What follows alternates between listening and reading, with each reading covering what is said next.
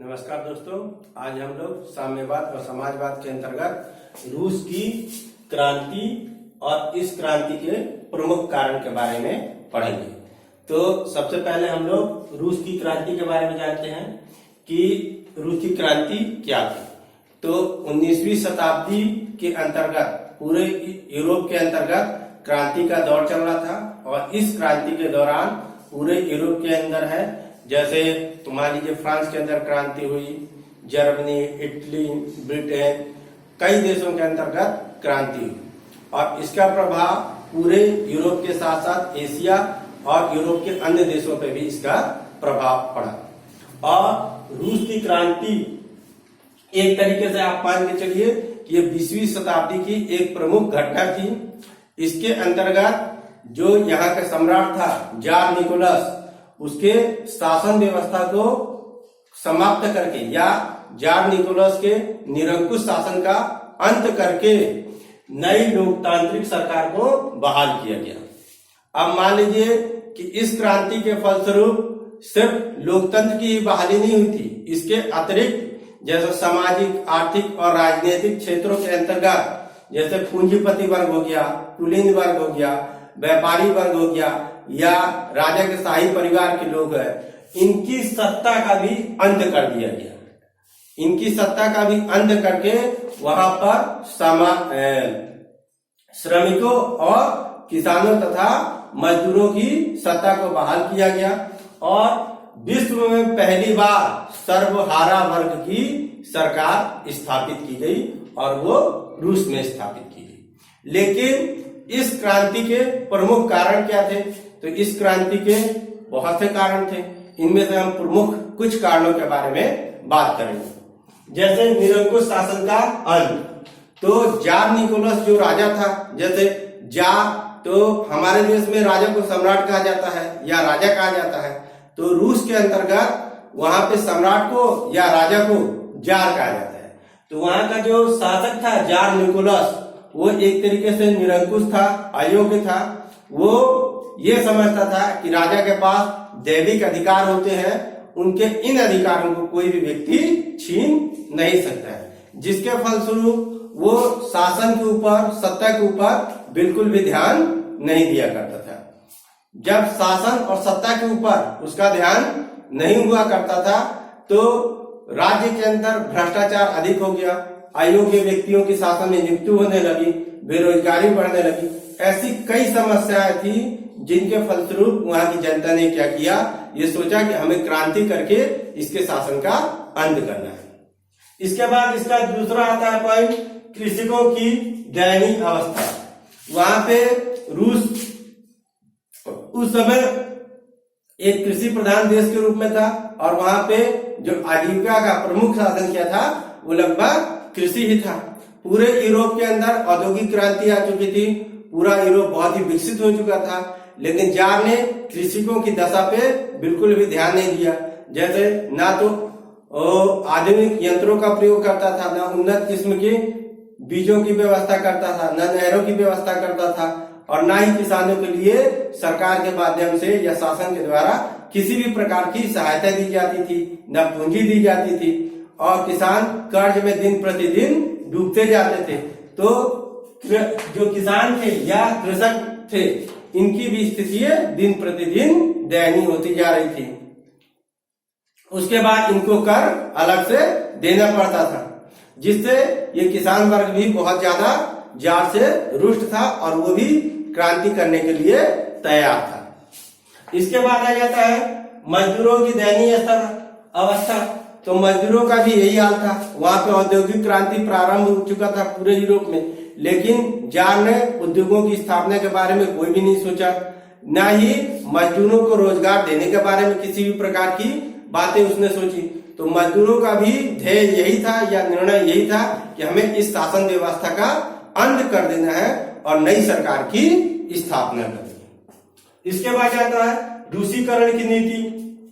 रूस के अंदर भिन्न भिन्न जाति के, भिन्न भिन्न समुदाय के, भिन्न भिन्न भाषाओं को बोलने वाले लोग थे।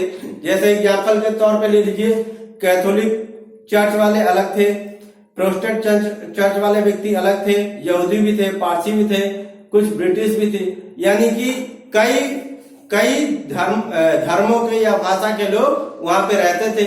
लेकिन रूस के राजा जार ने इनके ऊपर रूसीकरण की नीति अपनाई, यानी सभी को रूसी भाषा सिखाने लगा और रूसी कल्चर में ढालने की कोशिश करने लगा, जिससे ये अल्पसंख्यक जो समुदाय था वो राजा से खिलाफ हो गया था और वो भी इस फिराक में थे कि हमें इस राजा को हटाना है और क्रांति करके इसको समाप्त करना है।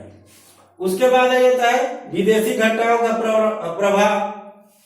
तो रूस एक बहुत ही बड़ा और विशाल क्षेत्र वाला देश था, लेकिन वो क्रीमिया से युद्ध के दौरान हार गया था।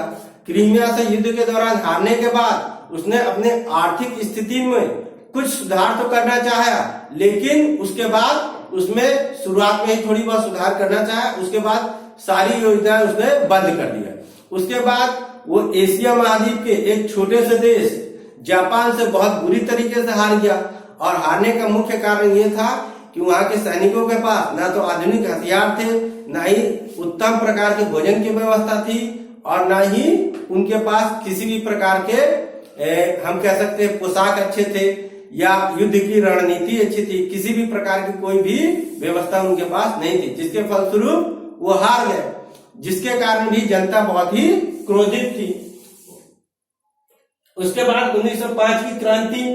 तो जब जापान से ये बुरी तरीके से हार करके ये सैनिक वापस आते हैं, तो उसके बाद उनके देश में क्या हो गया, लोगों ने एक आवाज लगाई, यानी कि जनता का जो समुदाय था उन्होंने एक जगह एकत्रित हुए लगभग 9 जनवरी के दिन, और वो दिन था रविवार का, और रविवार के दिन वो एकत्रित होकर के रोटी दो के नारे लगाने लगे।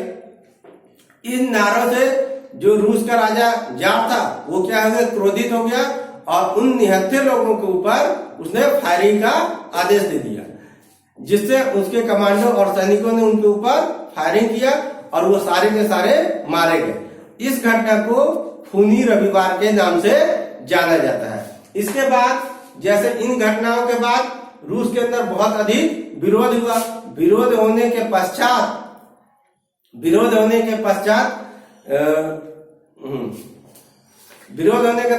राजा डर गया और उसने अपने अधिकारों को सीमित करने के लिए संसद का निर्माण किया, और ये संसद इसने जिसको ड्यूमा कहा जाता है, लेकिन साल भर बाद उसने इस संसद को फिर बंद कर दिया और अपने तानाशाही व्यवहार और अपनी नीतियों को उसने फिर जनता के ऊपर लागू कर दिया। इसके बाद अगला पॉइंट है हमारा प्रथम विश्व युद्ध में रूस की पराजय। जैसे रूस की स्थिति बहुत ही दयनीय थी और वो पहले क्रीमिया और जापान से साथ युद्ध में हार चुका था। इसके बावजूद जो जार था उसने प्रथम विश्व युद्ध में भाग लिया। जो हमारा प्रथम विश्व युद्ध था 1914 से 1918 के बीच, उस विश्व युद्ध में उसने भाग लिया और उस विश्व युद्ध में भी रूस की हर जगह पराजय हुआ करती थी, क्योंकि वहां के सैनिकों को ना तो अच्छे भोजन मिलते थे, ना ही अच्छे हथियार थे और ना ही युद्ध के लिए लड़ने के लिए अच्छी रणनीति थी और ना ही उनका नेतृत्व अच्छा था, जिसके फलस्वरूप रूस की हर जगह पराजय हुआ करती थी। और वहां की जनता ये जार से पूछती थी कि हम इस विश्व युद्ध में क्यों भाग ले रहे हैं, इस विश्व युद्ध से हमें क्या लेना देना है। लेकिन इसके बावजूद भी राजा क्या करने लगा, इस विश्व युद्ध का नेतृत्व करने के लिए फिर वो स्वयं चला जाता है, जिसके फलस्वरूप क्या होता है कि उनका जो एक पादरी था जिसको रासपुतिन के नाम से जाना जाता है, और उनकी जो रानी थी जरीना, वो दोनों मिल करके जब देखे कि राज्य खाली हो गया और राजा की अनुपस्थिति में वो राजा के विरुद्ध में कई षड्यंत्र करने लगे, और उनके जो रासपुतिन थे, जो उनके पादरी और रानी जरीना, तो उनके संबंध भी अच्छे नहीं थे, जिसके फलस्वरूप जो वहां की जनता थी वो राजा से भी क्रोधित थी। उसके बाद आता है हमारा अगला मार्च की क्रांति एवं निरंकुश शासन का अंत। तो उसके बाद जब मान के चलिए कि उसके बाद इन घटनाओं से वहां के लोग क्या हो गए, रुष्ट हो गए। रुष्ट होने के बाद उन्होंने फिर 7 मार्च को एक क्रांति की। वहां पे 2 प्रकार का कैलेंडर चलता था। जैसे रूस का जो पुराना कैलेंडर है उसको जूलियन कैलेंडर कहा जाता था और नए कैलेंडर को ग्रेगोरियन कैलेंडर कहा जाता था। तो नए कैलेंडर के अनुसार 7 मार्च के दिन ये क्रांति प्रारंभ हुई, जो कि पुराने कैलेंडर से 13 दिन आगे चला करता था। तो इस दिन भी वहां पे सेंट पीटर्सबर्ग में लोगों ने क्या किया था कि रोटी दो के नारे फिर लगाने लगे और फिर जार ने उनके ऊपर कहा अपने सैनिकों से कि इनके ऊपर गोली चला दी जाए, मार दिया जाए। लेकिन सैनिकों ने राजा का विद्रोह कर दिया और राजा की बात नहीं मानी। उसमें जब राजा की सैनिकों ने बात नहीं मानी तो उसके बाद ये विद्रोह और भी उग्र हो गया और सैनिकों ने एक तरीके से लाल झंडा लहराते हुए उनसे हथियार छीन लिए। और जब राजा को यह मालूम हुआ कि अब हम इनको नहीं संभाल सकते हैं तो उसने एक प्रकार से उस गद्दी को त्याग दिया और त्याग करके अलग हो गया शासन व्यवस्था से। उसके बाद वहां पे 15 मार्च को नई बुर्जुआ सरकार की गठन किया गया, जो कि लोकतांत्रिक और उदारवादी नेताओं के से भरी हुई थी। लेकिन बाद में लेनिन ने इसका भी तख्ता पलट करके बेलेस्विक क्रांति और बेलेस्विक दल के सरकार की स्थापना की।